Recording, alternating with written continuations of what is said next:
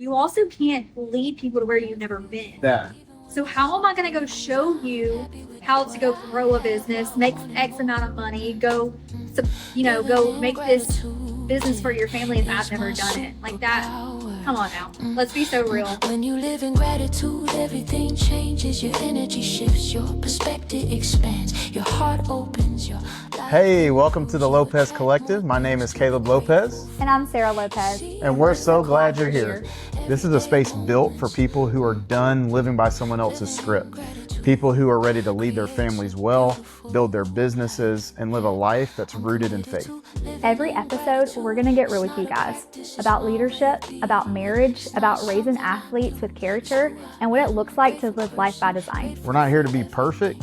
We're just here to be honest, because the conversations that changed our lives, they happen in a small room like this between real people who are willing to go there. So consider this your invitation to dream with us. Welcome to the Collective. take a bow. Every day, every moment, every breath, living in gratitude. All right, welcome back, guys. Excited to jump into another episode with you. Let's do it. Let's do it. Let's talk Christian leadership principles It's a and good topic. all the things that I feel like a lot of people kind of glaze over in the Bible too, with just how Jesus led. Like we're going to dive in maybe some controversial topics a little bit and just talk through just what does a leader really mean and what does that look like. And Jesus was the greatest example of that. So I'm excited to dive in. But before we do that, let's catch some people up to speed on just what's been new in our life. Like let's tell the people what's been up since we last talked. What's been up? I mean, we're about to go to Vegas for a convention, business, a little bit of leisure, more so business, but get to hang out with the team, get to celebrate some wins for 2025 and not kick off 2026, but finish out 2026 strong. So that's what I'm looking forward to. Vegas, headed to Vegas. So Yeah. And then of course we were in Orlando and Disney, so that was fun. Yeah. Got Got to- breaker retreat. Got to hang That out, was fun. take the kids. We had this super cool Airbnb, and we had what was it? There was like Star Wars Oh and my gosh, the Minions, rooms were insane. like all the things. So The Lion King room. Yeah, we're gonna have to post that. So be tuned for a post about all the cool stuff, which I put some stuff on my stories and stuff like that. But Yeah. it was cool.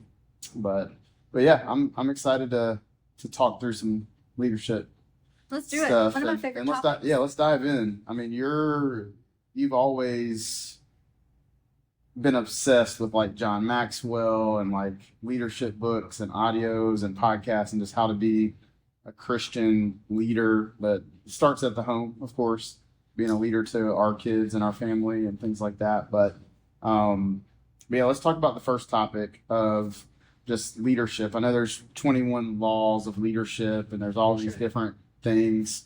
But what would you say would be like the number, like 5 to 1, maybe? I don't know if we want to like list them out that way, but like start there. But what would you say fifth on the list of just one of the leadership principles that you really try to abide by? Yeah, I don't know if I have an order, but Okay. I mean, if we want to do fifth to first, that's fine. They just might not be the order. I feel like this is our life. Like I'll suggest something and then you're like, well, let's just scratch that and do this that way. That's not By the way, the woman is always right. So that's just what it is. okay. Well, When- I guess. that's my the fifth law is Sarah's listen right. to Sarah. That's the law. Well, I guess in our couple, like the way that we run business too, though, is like you're more of the performer. I think that just happens because you're an athlete. Not that you're not a great leader. That's not what I'm saying. But I think I'm more of the like you're the performer. I'm gonna go do it. You have a goal in front of me. Let me go crush it. Mm-hmm. And then I'm more of like I want to make sure that things are running smoothly. I want to be more, just people actually understand, and are we, growing our people, and are we being the best leaders? And so I'm always looking at how we can continue to grow. So boom, number 5, always stay growing. Always stay growing as a leader. You've never arrived. I think the moment you stop caring and stop on your growth and stop really thinking that you don't have, I guess, more capacity. Yeah, or you just don't feel like you have anything else to learn, you fail. Yeah. So I definitely believe that number 5 would be always stay growing, always stay learning, always be a student, because sometimes us as leaders can tend to always be the teachers. So you got to stay a student to continue to grow and know that you're not the person that knows it all. Yeah, and I think the biggest lesson from the Bible we can see from Jesus was just like, I'm about my Father's business. Even as a 12-year-old, he was like, I gotta go to the temple. I gotta go, like, I gotta go learn from my father. You know, so like he always modeled just staying growing, even when he's Jesus. And he's still. And he was the rabbi. He was the teacher. Like, he is God, and he still stayed humble and was like, I still got to grow. I still got to keep going. So that's just my. See, and that's why I love you so much, because you always have, like, you can correlate it so fast. Like, I'm a processor when it comes to, like, correlating things. You're a processor when it's, like, when you have to think on a matter. I'm a fast, like, okay, nope, we need to do this. Well, Let's we take just took the Enneagram test. So speaking of leadership principles, that'd be a great thing for team, organization, whatever. But like if you take the Enneagram test, the personality test, that's what I am on the personality test. Is I don't make decisive decisions. I don't make decisions. I'm indecisive, but I can also in the moment be able to like bring it together, like wittiness, gift of gab, words, kind of like you said, the performance, but still authentically me and not trying to put on a show or whatever. It's more just like I tend to be liked and want to please others and be a peacemaker and just, happy-go-lucky, but you're like, let's grow and get better and stay focused and be on the things. Well, I'm a number 1. I'm a perfectionist. I always believe that there's room to grow, and I always believe that you should be striving for excellence. And so it's so funny how that works, how like the Lord knows what he's doing, not just in marriage, but in business, because you find your people. Like, I really do believe that we can run business without each other because we keep each other like. Well, we complement each other. Yeah. But I know it's been said that we kind of do like you're the jabber, because like we do hug, jab, hug, where it's I'm the hugger, you're the jabber. But I think we both kind of figured out how to grow in those areas ourselves, because I've always been more the hugger, but I have learned to be more accountability, structure, accountability. Hey, we got to tighten this up and have that firm. I'm still growing in that area. You remind me every day to grow in that. But I think that's a huge leadership principle. Yeah. And even being a Christian, like, it's not that you're trying to be like kumbaya and peace. And, even Jesus flipped tables, like there was times where he was like, he stood on business. So I think like, reminds me of that song.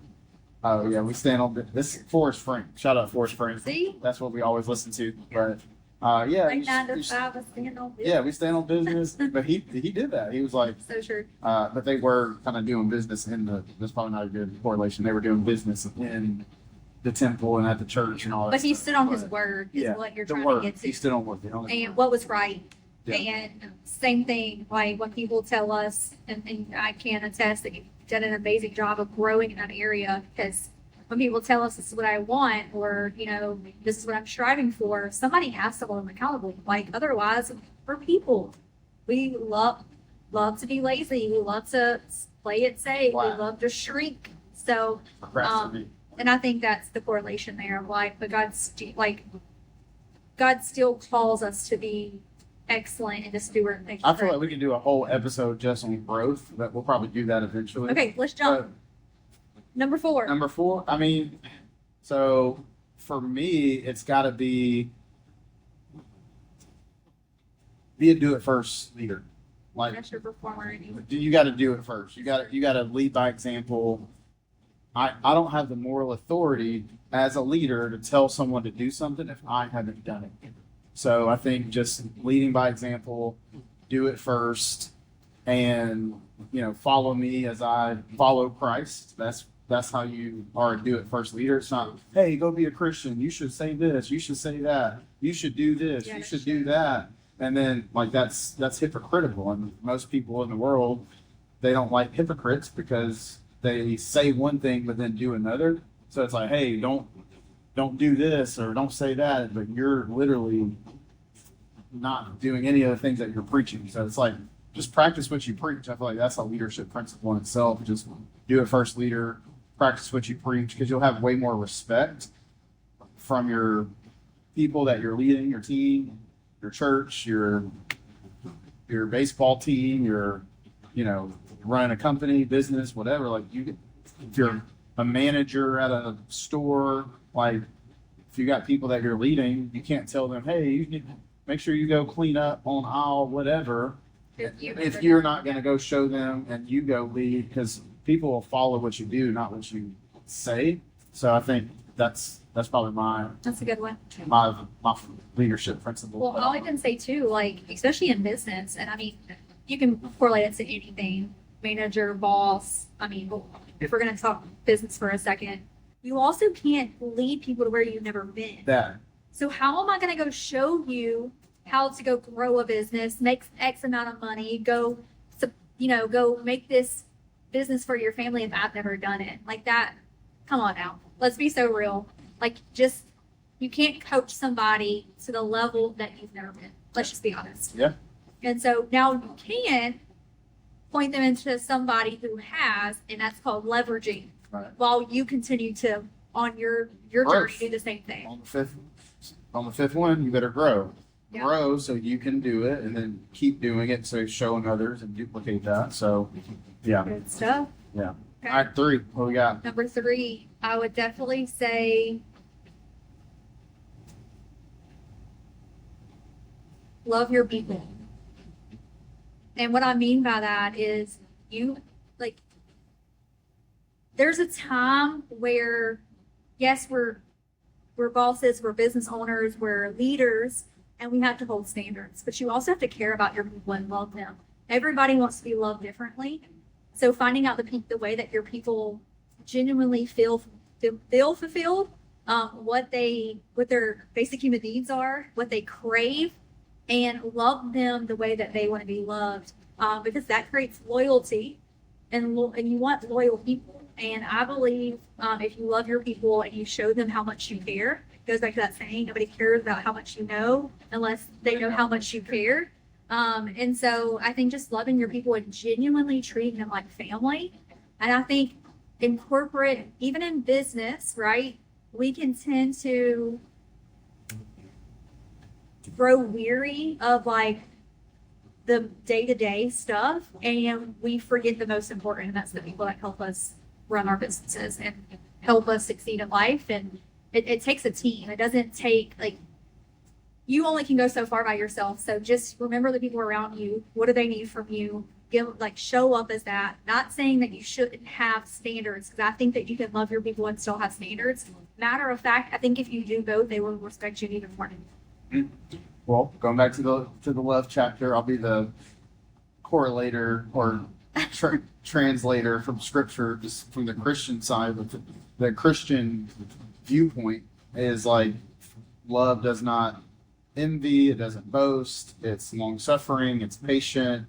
You know, you're always it's unconditional, it's sacrificial. Like there's a lot of things I didn't list in there, but love is a lot of things. Love is kind. Love is like, there's a lot of qualities about love where if you're not showing that to people that you're leading and they don't feel loved, then they're not gonna follow you. They're not gonna respect you. They're not gonna, so it's a two-way street, and you gotta give love, show love, and whatever you measure, that's gonna be measured back to you. So it's like, however much love you give, that's how much you're gonna get.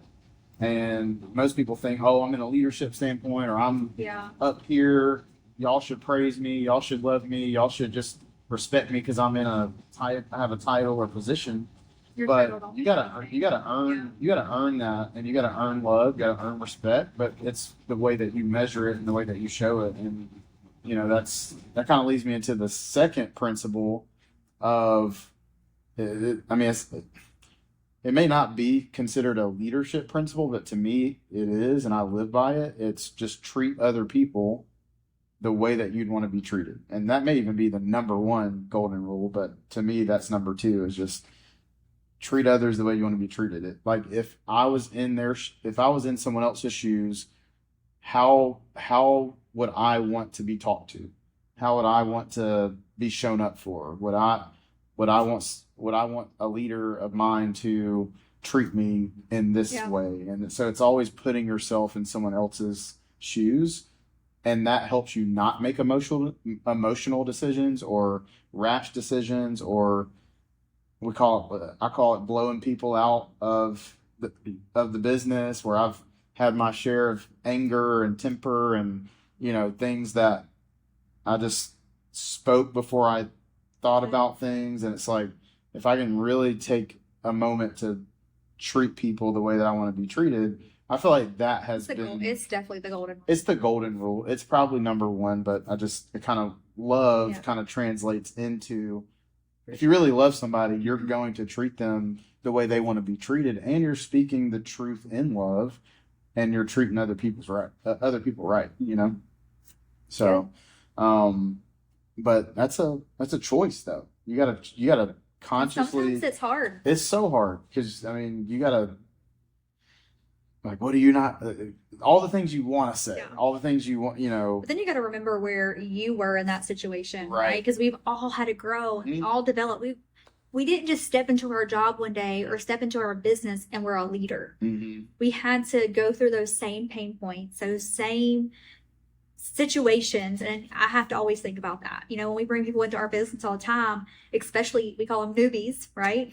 New agents. And we're just like, I have to slow down and think, because we just want to throw them into the fire and catch them up to speed. But the truth is, we got to remember about where we were when we first came in, where we were when they were in, this milestone of their business. And so, I love that principle, but I think I'm going to one-up you with number one. All right, what's number one? You're number one in my book. So. You have to have a vision for your team and for your people, because without vision, the people perish. And I think not only do you have to have a big vision and talk big to your team and show them the promised land where we're going, right? I mean, even in the Bible, Jesus always talked about that day when it was coming and the Holy Spirit was going to come. And like, he was that anticipation, right? Of what is about to happen that you guys don't even know. It's going to blow your mind, right? Same thing. I think you have to have a big vision, but you don't have to just have a big vision. You can't sell your dream to your people. You have to sell their dream and how it fits inside of your vision. So if here's our vision and here's our goal, and I'm always talking big, I want to make sure that I'm bringing my people along with me, because where bosses and managers go wrong is like what you're talking about. I have this title, you're a little peasant, stay down here. You're going to keep eating the scraps while I'm going to live this glorious life. No, like, guys, we're going to be the number one department in this company. We're all going to get raises. Bet. Sign me up. What do I need to do, coach? Right? That's the dream. So if you're in a corporate world, but in business, it's like, hey, I want you to be better than me. I want you to be the number one guy when people think about X, Y, and Z. I want you to make X amount of money so that your family doesn't have to worry. Like, you have to sell their dream to them, but their vision has to fit inside yours, and you got to help them see. So they have something that they're working towards, because if you're living through all those principles we just talked about, and you have loyal people and you're actually letting them see their vision and what it's going to come to life like, and you help them get there, man, you got ride or dies. So good. So, and I think about the disciples, right? Like, Jesus wasn't selling the dream to everyone. He was selling the dream to his disciples. So they literally dropped everything and followed him and said, hey, I trust you. You're going to show me and point me to heaven and to God. And so all these miraculous things, like, I'm going to have a front row seat to your miracles. Sign me up. I'm game, right? And so what are you selling to your people as a leader? And I think that's important, and always, which could lead me into always being positive. Your team should never see you sweat. They should never see the stress that you're carrying. And let's be honest, as leaders, we carry so much stress because we have to be a do-it-first leader in our business, but still carry more. And I think people tend to word vomit to their teams too much and you literally completely kill the vision. Mhm. You need to only be positive, literally only talk big and paint the vision every single moment that you get and keep it moving. Yeah. Well, you know, the story that I always talk about is the Titanic story, where the vision of the Titanic so big, it's the ship that never is going to be, like they said, this ship is unsinkable. And of course, that's the vision. Everybody's like, we're going to go to America and the American dream. You know, I see Leonardo DiCaprio, he's, you know, going to America, and, you know, he's got his buddy Fabricio, and they're like, they're we're workers. going to America, you know, and then they jump on there. It's a big vision, the big ship. And then the leader, the captain, even when that ship was going down, he told the violin and the orchestra there, they had the violin and the cello, and he said, hey, keep the upbeat music, keep it lively. You know, that was captain's orders. Even though the captain knew the ship was going to go down and they all were probably going to die and things were going horribly wrong, he still had the energy in the environment as if everything's okay. And that takes a lot of guts, takes a lot of just, I don't know. I mean, it takes a lot of just inner peace, I guess, but you have to be able to still smile even when seems like the ship's sinking, or even if it is. And that's tough. You got to be mentally tough. I mean, mental toughness is key in that, but having that vision so big where, you know, it's those little speed bumps along the road or those temporary pain points, because your vision's so big, this isn't gonna matter. It feels like a little fly where you're not even worried about it. But you don't want to let your team see you sweat, because as soon as you as the captain starts panicking, now it creates chaos, which it was already chaotic. I mean, being on the Titanic, but as the captain, like, and his crew, the crew that was looking to him, in order to even save the people that they did save, because they did save a lot of people. If the captain would have been panicked, if the captain would have been all like, get this going and this going, like we're dead, we're going to die, and he starts freaking out, then all the crew is not going to be in the right mindset to be able to get the boats, get the people on the boats, and to do the things. And so, well, then they're going to be selfish and they're going to put themselves on the boat, probably. Yeah, and, like Cal did. I mean, but he wasn't a part of the crew, but he was just a selfish jerk that just. There's a lot of selfish people on the Titanic, by the way. Yeah. There was not a lot of good. Entitled people. Very entitled. That'd be good. Watch the Titanic to see what not to do as a leader. Which also, and that also brings me to the energy buzz. I know that's been a book that I have read multiple times, and I just got done with it again, because it is true. Like, what energy are you putting off, right, into your team? Because your team feeds off of your energy. Mm-hmm. And so I think that's another key. We could keep going on and on, just about what to do and what not to do. We've probably done a lot of don'ts and learned from them. But you also have to get the wrong people off the bus, and to be okay to get them off the bus, because the culture that you're creating is the number one thing that's the most important. Do people feel safe? Do people feel seen? Do people feel loved? Right?